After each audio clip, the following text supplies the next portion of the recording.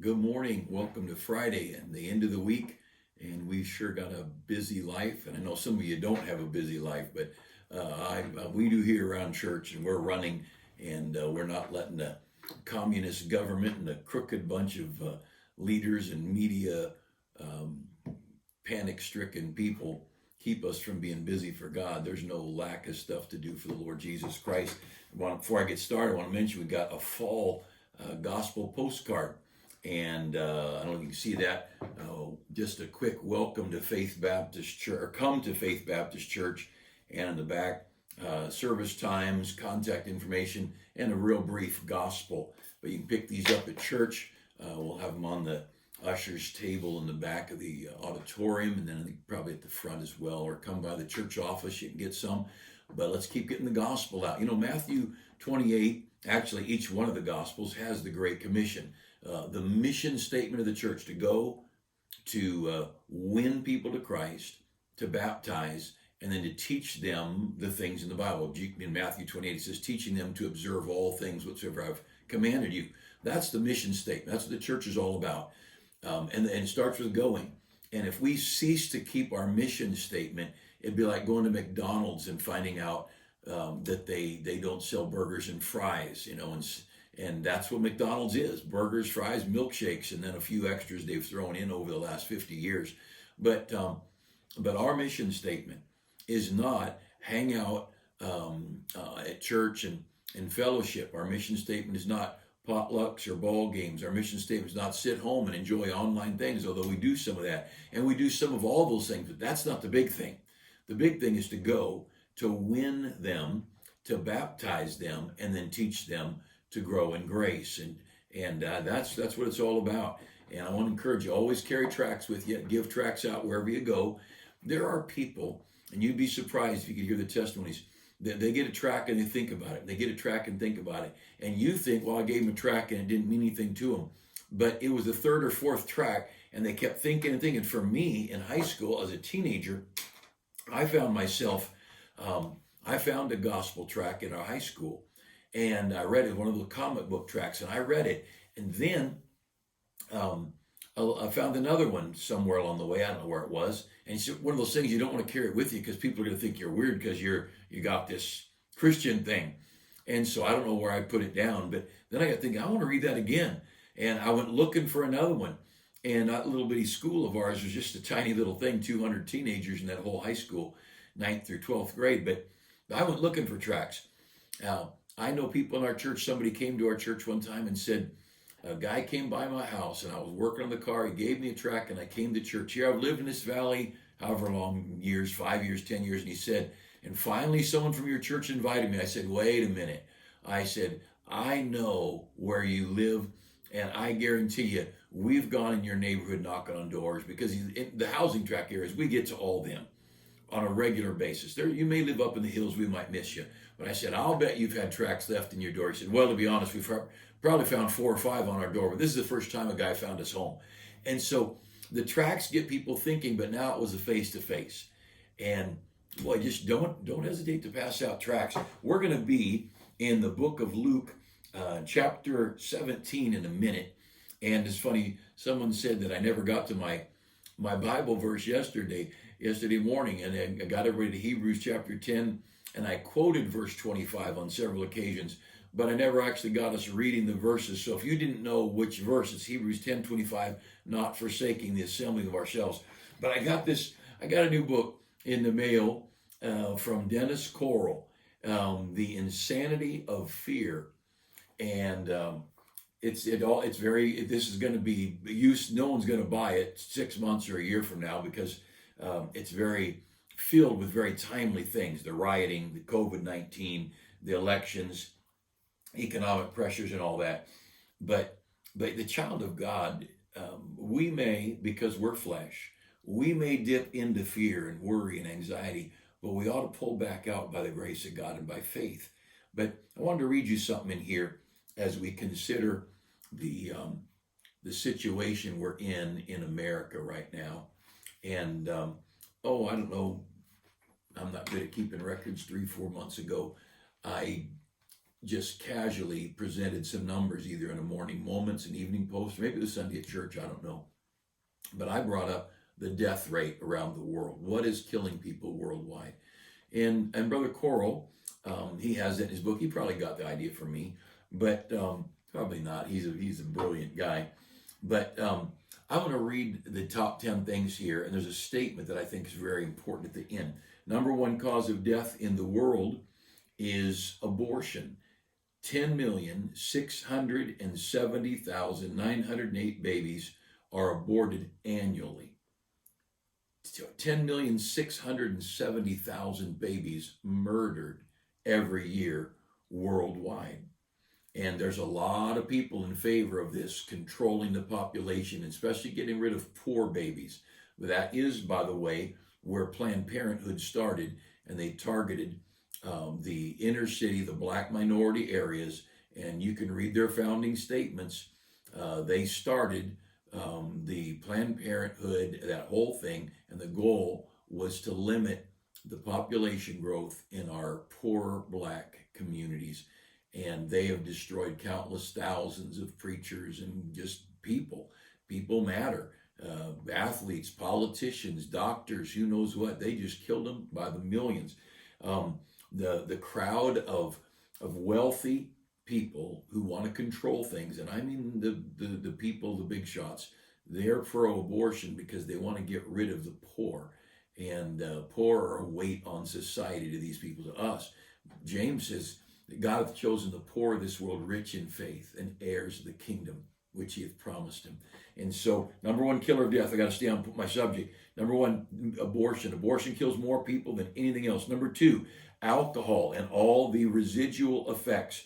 More than 3 million alcohol-related deaths every year. Number three cause of death, starvation.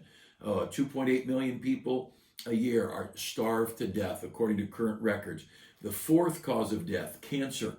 And if you don't know this yet, and he makes the point, much of the modern cancer, you notice how many people have cancer?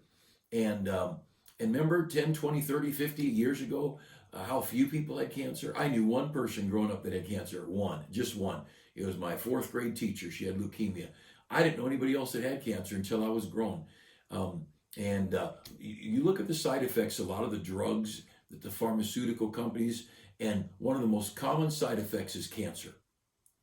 And we ought to be careful about letting these pharmaceutical companies and the doctors just dump this medicine into our body. So that's just an opinion. Fourth cause of death globally, cancer. Fifth cause of death, tobacco. 1.25 million people die annually by illness that's related to cancer. Related to tobacco. So fifth cause of death. Number six is AIDS. 422 million people a year die because of AIDS. And of course, we know where the main transmission of AIDS comes from. It's from a moral wrongdoing. Seventh cause of death is traffic accidents relating to cars, automobiles. 338,000 people a year die in traffic accidents. Number eighth cause, 269,000 people a year die because of suicide. Number ninth cause of death, malaria. 246,000 people die every year because of malaria. And think about it, they have malaria medicine, and this malaria is another thing that could be controlled, or at least either controlled or eliminated. 10th cause of death is contaminated drinking water. And because of poor water, 211,000 people a year die. Now, those are the top 10 according to the statistics he has, and you might find something varying just a little bit. They're going to be pretty close to that. COVID-19 is not on the list. It's not in the top 10. It could be somehow related to number 11, and number 11 is influenza. But that's been that for years before COVID-19 came along. But COVID-19 could tie into it. But think about this. What is our country, what has globally gone on because of COVID-19? Shut down. We've shut down schools and businesses We've locked people into rest homes. We've told people to stay home. Around the world, people have been literally with armed guards in the streets, told to stay in their houses, not even to go in their yards. And that's not even the top 10 killers. Now think about this. You go through those top 10 things, and I'll mention them, and then we're going to get over to the book of Luke. But abortion, we could cure the death of abortion. We could fix that. That is a totally curable thing. But nobody shut down the world because of abortion. Second thing, alcohol. We could outlaw alcohol. We could just say no more booze. We did it during Prohibition. And if we could get rid of alcohol, nobody shut down the globe. Nobody's got any, we've got the wear a mask, stop the spread billboards here in California. Our crazy governor spending taxpayer dollars to put billboards up that we ought to wear a mask. He's not putting any billboards up saying watch your morals or don't smoke and don't drink or don't abort your babies. He has no, see, these people are not concerned about life. They're concerned about control, and they're concerned about a political agenda. If these people that have jammed this COVID crisis down our throats, if they cared about life, they'd care about abortion, they'd care about alcohol, they'd care about tobacco, they'd care about getting food to the hungry, they'd care about cancer, they'd start eliminating all these drugs that are a mess, and there's so many things that we won't go into. Traffic accidents, those are curable. Just give everybody a horse, make them ride their horse or a bicycle everywhere, and I'm not for that, absolutely not. But these are all curable things, and of course we've got airbags and think of all the things. It's amazing to me there's not more accidents, and I guess it's because of traffic. Because we go slow, now we just run into people. We're not killing them. If we could go as fast as we want, we'd kill more. But there's food and drinks in the car, people doing makeup, there's kids in the back seat, there's fighting with your wife, there's crazy drivers we're looking at, there's billboards, there's bumper stickers. I don't know why there's not a lot more accidents. And there's people tired. We're a tired culture. And I don't know why there's not more accidents. But number 9 cause of death, malaria. We do have the ability to control that. I think it could be cured. We've got medicines, and I'm not sure how we do take care of all of it, but it's much more controllable. But no one is going globally fighting this. 10th cause of death, contaminated drinking water. We have missionaries that we support, that we help them get wells, sinking wells, and getting fresh water to these villages. And all those things are curable, or almost. The vast majority of it could be eliminated. No, don't think this COVID-19 thing is about life, and don't think it's about safety, and don't think it's about a love for people. They do not love people. They love themselves. They've got an agenda. All right. So all that to say, relax, enjoy life. And if you're not going to be at church Sunday, I put a note in the bulletin. Holidays are coming. Enjoy your holidays. Get together with your family. Who cares what the governor thinks about your holiday get-togethers? Who cares what anybody thinks about it? You're a free human being. We are not slaves. We are to tell the state what to do. They're not to tell us what to do. And you say, well, what about people being sick? People have been sick since the beginning of time. Since Adam and Eve ate the forbidden fruit, people have been getting sick. And I'm not going to give up my holidays with my family. I'm not going to give up visits with those I love. And I'll tell you what else. I'm not going to give up my church. I'm not doing it. I'm not giving up church and preaching and fellowship and singing. I'm not. That is a mandate in the scriptures from yesterday's Hebrews 10:25. Read it sometime. But look with me at Luke chapter 8, Luke chapter 17. Luke chapter 17. And I want you, along these lines, I'm being blunt. Luke 17, look at verse 33. Luke 17:33. Whosoever will seek to save his life shall lose it. And whosoever shall lose his life shall preserve it. Now that's a simple statement. We're going to look at another verse to make more sense of it in a minute. But here's a simple statement. If you go through this life doing your very best to save your life, to do everything you can to take care of you, you just lost it. That doesn't mean you're going to die immediately, any more than Adam and Eve when they ate the forbidden fruit. God said, in the day you eat thereof, you shall surely die. Their body didn't die. They still talked and looked and they ate and had children and on. But you know what? They lost the real important thing. They lost their fellowship with God. They lost their relationship to the Creator. In the day you eat thereof, you shall surely die. And right here he says, if you and I, if we make it our goal to save this life, we'll lose it. Well, we could build the bubble. Remember the guy, I think it was in Arizona, New Mexico, built that big bubble, perfectly self-sustaining thing so he could live in there. And when the cataclysmic world came and everything came to an end, you know what? That's not living. That's not what God called a child of God, his children to live. Christians, the children of God, we're to love others. We're to love God. We're to love people. We're to go out to this troubled world and care. But if you lose your life for his sake, you'll find it. So he says there in Luke 17:33, whosoever shall seek to save his life shall lose it, and whosoever shall lose his life shall preserve it. You want to preserve your life, something that makes it last. A preserve, take jelly and fruit instead of it spoiling, moldy. You preserve it. It lasts a long time. You want to preserve your life. You want your life to last. Forget about saving it and live for others. Go back to chapter 9. Luke chapter 9. And we'll find in Luke chapter 9, in verse 23. Luke 9 and verse 23. And again, Christianity is built on the one word, others. The great commandment to love God. The next great commandment to love your neighbor as yourself. Loving yourself.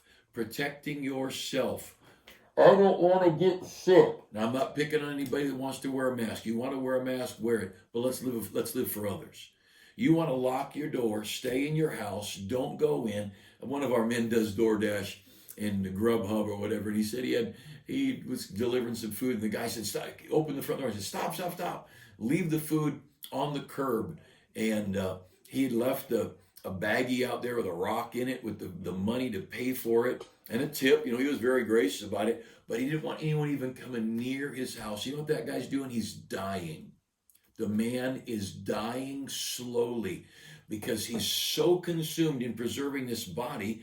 He's dying to friends. He's dying to smiles. He's dying, and this is an unsaved guy. He's dying to relationships. He's dying to his own children and grandchildren. I know here in the area, people have said it's been months since they've seen their grandchildren. Not on your life. I will die physically and go to heaven and walk on golden streets and live happily ever after before I'll give up my children and my grandchildren in hopes of keeping my old tired body that's cracks and creaks and hurts. But that's what I want to do. I want to live in this old miserable body another 20 or 30 years. I was thinking today of Bill Ohm, one of our faithful member of decades. And Bill was in his 90s, and he went to heaven. And Bill said, well, I get up and go to breakfast, and then I go back to the room and go back to bed. And I was thinking, he's 30. He was over 30 years older than me. And I thought, I don't know if my body, I don't want to be in this body in 30 years. It's not doing real good today at 63. And I don't want to see what shape this body's going to be at 93. I want to be out of this thing. And, but see, we can seek to preserve this old body, and we die. We die to friends and family, and we die to compassion, to giving to people, to caring about people, to loving the unloved, to investing in those that are hurting. That's Christianity. Now, the unsaved world, they don't know any better, but it's still miserable. It's still foolish to give up everything that makes you smile in hopes of keeping your face. If your face never smiled again, what's the point of living on anyway? I don't want to be on, these guys who say I'd rather have life in solitary confinement than the death penalty. No, you know what? Get me out of here. Now, I do know I'm going to heaven, and I've never been on death row. I don't know. But look over here. Yeah, you thought I forgot where I was going. Luke chapter 9, look at verse 23. Luke 9:23. And he said to them all, if any man will come after me, let him deny himself and take up his cross daily and follow me. So if you're going to follow Christ, first thing is to deny yourself, not save yourself, to deny yourself. And that has to do with a thousand different areas of life. Visiting the fatherless and the widows in their affliction, as James says. It has to do with singing in a church choir, playing in the church orchestra, teaching a Sunday school class, being an usher, driving a bus to pick up poor young people and adults and getting them to church, working as a parking lot attendant at church and just greeting people and welcoming them to church. It's living for others. It's seeing that neighbor going for a walk and just stopping long enough in our hurried life to say, hi, how are you? And are you okay? And to just express some love for people. And if I board my house up and don't let anybody inside and have the stork drop the groceries through the chimney, I just as well die. And by the way, that is dying. So he says in verse 23, if you're going to come after me, first thing you have to deny yourself. Second thing, take up your cross. Now the cross means you are going to suffer because of other people. A cross is not bacon dinner rolls for the church potluck on Italian night. A cross means somebody else did wrong and I hurt. That's a cross. That's what Jesus' cross was. He hurt because of our sin. And a cross for me is when I hurt because somebody else did wrong. And I tell you, you live this Christian life long enough, sooner or later you're going to hurt because somebody else did wrong. And it's an ugly world. We're in a sin-cursed world, and I don't like it. I don't like it when I see it happen. I sure don't like it when it happens to me. But that is Christianity. You take up your cross. You say, you know what? I'm going to keep going in spite of this cross. So I'm going to deny myself. I'm going to take up my cross. And you look at the end of verse 23 and follow me. Just do what he says. Do what he says. Do what he did. That's Christianity. But I want you to notice verse 24. For whosoever will save his life shall lose it. Same thing we read over there in chapter 17, verse 33. But whosoever will lose his life for my sake, the same shall save it. And our Lord says to us, what's the point of saving that old corrupt piece of flesh you live in? You know, as you get older, you bump into something, you bruise, you rub your hand on a door jamb walking through, and you get putting your groceries down and you're bleeding. You think, I don't even remember hitting my hand, and now I'm bleeding all over the house.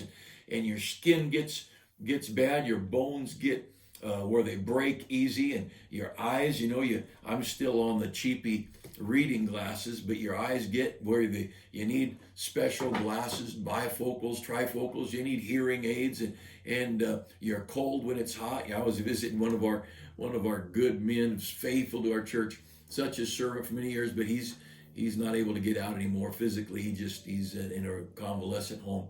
But right before he went in there, I was at his house, and it was a nice day, and I walked in to see him, and he had that house. It had to be 90 degrees in that house. He had a blanket over him and the heat on, and I thought, this dear man, he was faithful through the years. But these bodies, they get worthless to us. What do we go? I don't want to save my body for what? so it can punish us. And I'm not suicidal. I'm not going to go jump in front of a train. But I'll tell you what, I'm not gonna sit home doing nothing when I can go love people. And I want to be able to smile and look at people, and I want to be able to be a blessing to others. And this, last week I gave you the statistics of tens of thousands of doctors and medical scientists who signed this compact, this statement that said they all were putting their name on the dotted line, risking their reputation, saying the lockdowns are hurting more people than they're helping. The lockdowns, the masks, the sheltering in, that it was a curse on our society, that schools should open. And there's plenty of science and scientific people and medical people who feel that way. But I'll tell you what, forgetting about your body, that is Christianity. I am not to get up every morning. Now, this morning, I was on the treadmill or the elliptical. I used some light barbells, and I'm not worried about being big and bulky. That's not going to happen. But I want to keep my body functional, and I ate something sort of healthy today. I didn't get my vegetable smoothie today, but I don't want to be sick, but I don't care about living. If I could live 200 years, no way. Methuselah, what a miserable life. 996 years. I don't want to live to see that much stupid. I think what we've seen in the last 9 months is enough stupid for any human being to have to see. So let me urge you today. Let's stop loving our life, and let's start living for others. Let's start loving people. Let's start making a difference in the lives of others. Let's pass out, these gospel tracts. It's not going to hurt us at all when we buy something at the grocery store to say, hey, let me leave something with you. It's a pretty thing. And they'll look at that and say, it's pretty. Come to Faith Baptist Church. And then the other side, it says, if you don't get saved, you're going straight to hell. No, it doesn't say that, but it does give the gospel on it.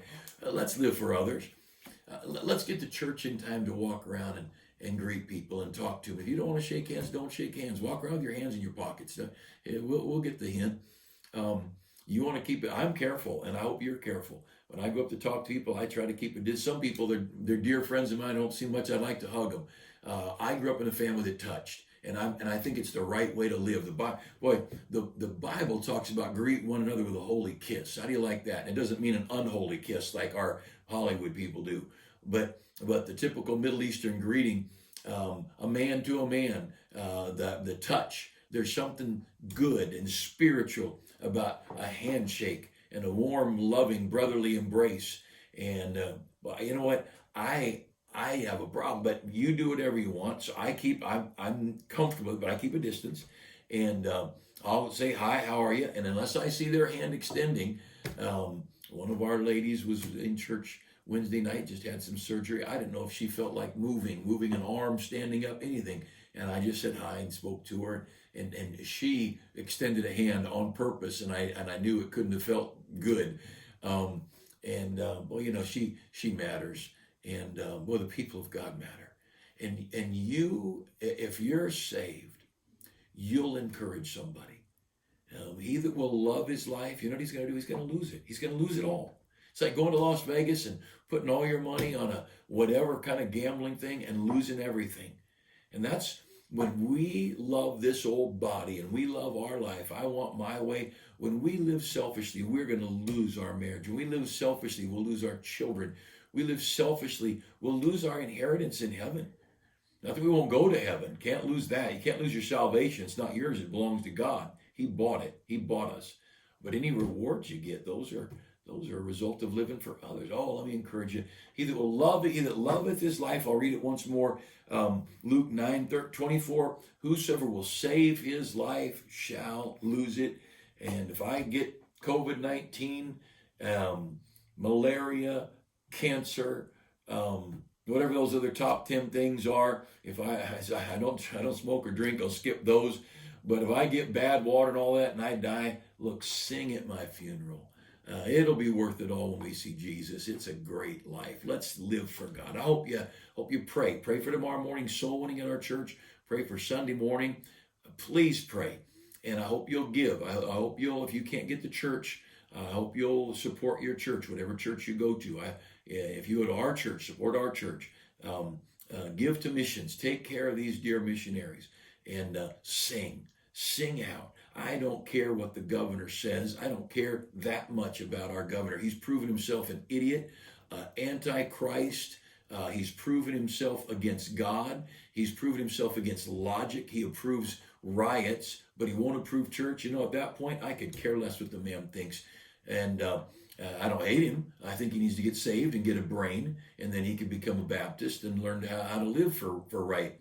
But I hope, come to church, sing, play in an orchestra, sing in a choir, walk around the property, smiling, saying hi to people, and walk at a distance if you want to. But boy, be a blessing to this world. Would you do that? When you go down your street, wave at people, smile, wave at the UPS man or the FedEx man or the postman. We have got everybody so panicked. We got a bunch of crazies going on. I told a lady today, I saw her in passing, I said, well, it'll be great. Get the right person in the office. You won't have to wear that mask anymore. And she laughed. I couldn't tell if she smiled or not because I couldn't tell. She had this big like this. But you could tell her eyes smiled. And you know what? I think we've got a great life. And we're going to be okay. Don't you fret. And this old body, God's got a new one waiting for you. You trust him, live for him, and take care of you as much as you feel you need to. You need to stay home. Stay home. Watch online to your church. Pray for your church. Pray for our church. I don't care where you go to church. Pray for our church. But be good to people. Take the holiday season. And I want to encourage you. I believe God would have you love on your family and care for your family. And for me and my house, I couldn't get enough relatives together. And we'll all buddy hug and get us all COVID-19. Then we'll all be over it in 2 weeks and we'll be fine. And have a great day. Pray for the weekend. And I look forward to seeing you, if we can, on Sunday.